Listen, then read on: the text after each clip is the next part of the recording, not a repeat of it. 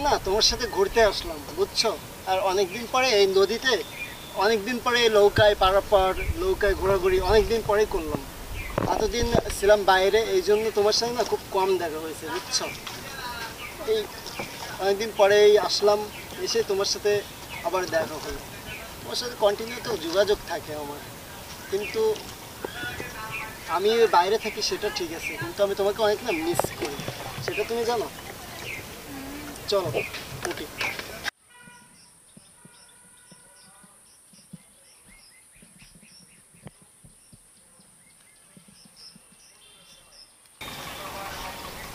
আমি সেই কখন থেকে এসে ওয়েট করতেছি, ওর এখনো আসার কোনো খবর নাই। আমি বুঝতে পারি না, আমি সেই ঘন্টার পর ঘন্টা ওয়েট করতেছি, ওর এখনো আসার খবর নাই। এই ছেলের সাথে প্রেম করে আমার জীবনটাই শেষ। আমি বুঝতে পারতেছি না কিছু, যে ওর লাইফে অন্য কোনো মেয়ে আছে কিনা। কখন আসছো তুমি? আমি সেই কখন থেকে এসে ওয়েট করতেছি, তোমার তো আসার কোনো খবর নাই। আরে আর বলো না, আমি তো সে আসবো, বুঝছো? বাসা থেকে বেরোলাম, বেরোনোর পরে আব্বু আবার ফোন দিছিল, তাই আবার বাজার থেকে ফিরে যেতে হয়েছে, বুঝছো? তুমি তো সবসময় অজুহাতই দাও যে তোমার এই সমস্যা সেই সমস্যা। না আসলে আমি বুঝতে পারতেছি না, তোমার জীবনে কি আর অন্য কোনো মেয়ে আছে? আরে তুমি এসব কি বলছো আমি বুঝতেছি না। আমার জীবনে অন্য মেয়ে কোথা থেকে থাকবে? আমি তো তোমাকে ভালোবাসি, আমার লাইফে অন্য মেয়ে কোথা থেকে থাকতেছে? আমার লাইফে কেউ নাই, আমার লাইফে শুধু তুমিই আছো, তুমি ছাড়া আমার লাইফে কেউ নাই, আর আমি তোমাকেই ভালোবাসি। এরকম কথা তুমি কিভাবে ভাবলে যে আমি তোমাকে ছাড়া অন্য কোনো মেয়েকে ভালোবাসবো? আমি তো তোমাকেই ভালোবাসি। আর আমি বললাম না তোমাকে, এই যে মাঝে মাঝে এসে তুমি ওয়েট করো, আমার আসতে একটু লেট হয়, তার কারণটা হলো এই যে আব্বু আমাকে কিছু মানে ইদানিং থেকে কিছু চাপ দিচ্ছে, বুঝছো? বাসায় থাকতে, বাসায় বেরোতে বারণ করতেছে, বুঝছো? এই জন্য আমার একটু লেট হচ্ছে। তোমার আব্বু তো তোমাকে সবসময় চাপ দেয়, দেখতেছি ইদানিং বেশি দিচ্ছে। বেশি দিচ্ছে, সত্যি বলছি তুমি। শোনো, আমি তোমাকে একটা কথা বলি, আমি না তোমাকে অনেক বেশি ভালোবাসি, আমি তোমাকে ছাড়া বাঁচবো না।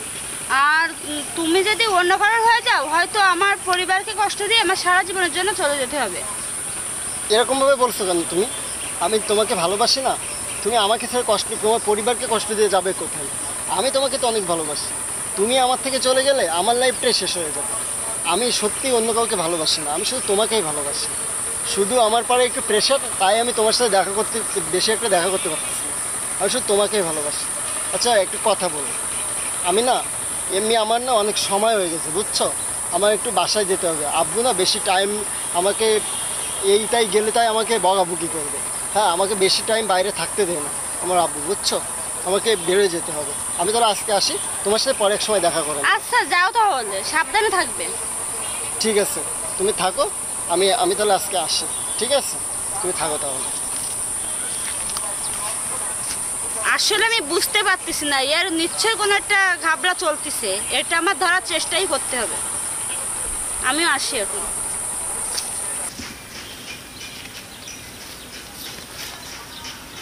এখনো আসলো না, একটু কল দিয়ে দেখি। হ্যালো সাইকেল, কোথায় তুমি? আমি সে কখন ধরে ওয়েট করতেছি তোমার জন্য, এখনো আসার নামগন্ধ নাই, দূরত্ব চলে আসো।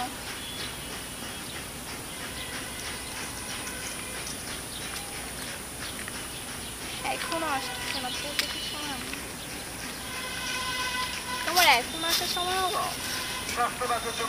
এই বলো না, তুমি অনেক সময় আসছো না? হ্যাঁ, সে কখন এসে বসে আছি। আরে তোমাকে কি বলবো, মানে বলার ভাষা নাই। আমি যে এত চাপের ভিতরে আছি, আর আমার পরিবার যে এত প্রেশার দিচ্ছে, আর বিশেষ করে আমার আব্বু আমাকে প্রেশার দিচ্ছে, বুঝছো? বাসা থেকে বেরোতেই দিচ্ছে না। হ্যাঁ, ফোনে কথা বলতে পারতেছি না, এরকম একটা অবস্থা। সারাদিন আমার পিছে লাগানো হয়ে আছে। আমি কখন তোমাকে টাইম দেবো বলো? তারপর তুমি আমাকে আর্জেন্ট ডাকলে, তাই আমি তোমার কাছে চলে আসলাম, বুঝছো? আমি তো তোমাকে অনেক বেশি ভালোবাসি, তুমি বুঝো না? এই জন্য আমি আর্জেন্ট চলে আসলাম। আর তুমি ফোনে কিভাবে কথা বলবা? তোমার ফোন তো সবসময় বিজি দেখায়। আর জানো কি, আমি না তোমাকে অনেক বেশি ভালোবাসি, তুমি আমাকে কখনো ছেড়ে যেও না। আমি তোমাকে কখনো ছেড়ে যাব না। তুমি কত বেশি ভালোবাসো আমাকে, আমি তার থেকে বেশি তোমাকে ভালোবাসি। আর তুমি তোমাকে ছেড়ে যাওয়ার কথা বলছো, আমি কখনো তোমাকে সত্যি ছেড়ে যাব না। আমি তোমাকে অনেক বেশি ভালোবাসি, বুঝছো? আর সত্য কথা বলতে কি, যে আমার ফোন ওয়েটিং থাকে, এটা ঠিক আছে। আমার না কিছু কাজিন আছে যারা বাইরে থাকে, ওদের সাথে না আমার সবসময় কথা বলতে হয়, এই জন্য আমার ফোন ওয়েটিং থাকে।